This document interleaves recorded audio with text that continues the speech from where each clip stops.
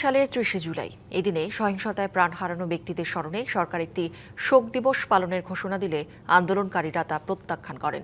প্রতিবাদস্বরূপ Facebook প্রোফাইলের ছবি লাল করেন ছাত্র জনতা। ক্ষোভ আরও দানা বাঁধতে শুরু করে। বাংলাদেশের অন্যতম গুরুত্বপূর্ণ পালা বদলের মুহূর্ত ২০২৪ সালের জুলাই। ফুলগুলো সব লাল হলো কেন? জুলাই আজও সেই প্রশ্ন তোলে।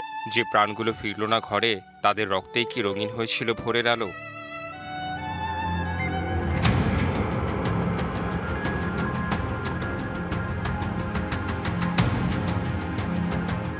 তিরিশে জুলাই ছাত্র জনতা ফেসবুকে প্রোফাইল পিকচার লাল করে প্রতিবাদ জানায়। এটার প্রতিবাদে তারা কালো ব্যাজ ধারণের কথা বলছিল রাষ্ট্রীয়ভাবে।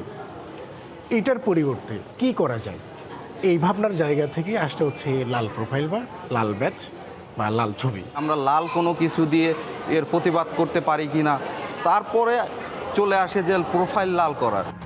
শেখ হাসিনা সরকার প্রাণহানির সুষ্ঠু ও মানসম্পন্ন তদন্ত নিশ্চিতের লক্ষ্যে বিচার বিভাগীয় তদন্ত কমিটির জন্য বিদেশি কারিগরি সহায়তা নেয়ার কথা বলেন।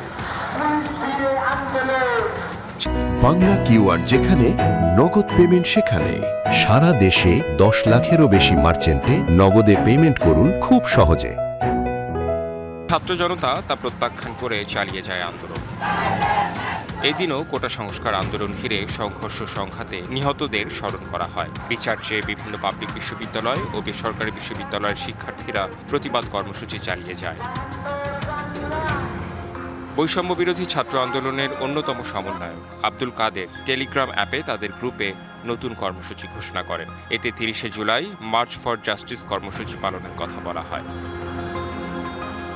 এছাড়া সারা দেশে ছাত্র জনতার হামলা, গণগ্রেপ্তার, গুম খুনের প্রতিবাদে জাতিসংঘের তদন্ত দাবিতে দেশের সব আদালত, ক্যাম্পাস ও রাজপথে কর্মসূচি ঘোষণা দেয়া হয়।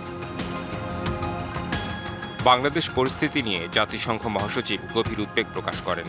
তিনি সবাইকে শান্ত ও সংযত থাকতে তার আহ্বান পুনর্ব্যক্ত করেন। Redwan Ahmed, DBC news, Dhaka.